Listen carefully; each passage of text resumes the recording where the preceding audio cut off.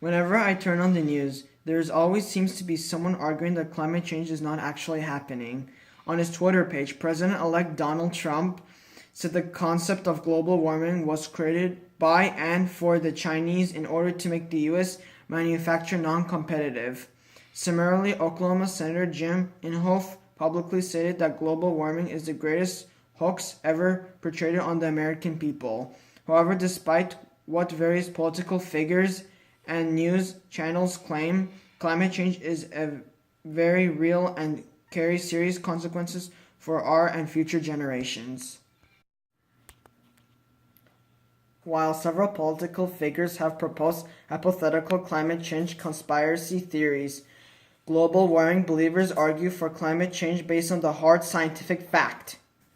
For example, scientists at NASA have created several computer models mapping how global carbon dioxide emissions have changed since the 1880s and how global temperatures have increased and land ice had decreased in the time. This fact, the pro-global warming activists base their claims on scientific fact rather than fiction. It is a clear reason to believe in changing global temperatures. It is true that several people believe that climate change is a hoax. However, we must keep in mind who these people are. Several of these people are executives of oil and coal companies or political officials that are running for re-election. Now think, if we collectively as a planet decide to cut down on our fossil fuel emissions and invest in cleaner energy, these executives will lose a lot of money.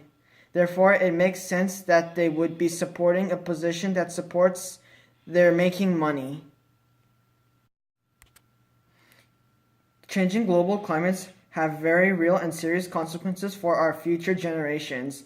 As of 2016, 5 of the Solomon Islands located off the coast of Australia have recently disappeared due to rising sea levels. While people did live on these islands, several members of the inhabited Solomon Islands were forced to relocate due to large pieces of land washing up and destroying their villages. With a current rate of rising temperatures, several Pacific islands inhabited by people are also disappearing. For example, several members of the Marshall Islands have been forced to leave due to rising sea levels. Keep in mind, when these people leave, they do not get a refugee status because they are not escaping a war.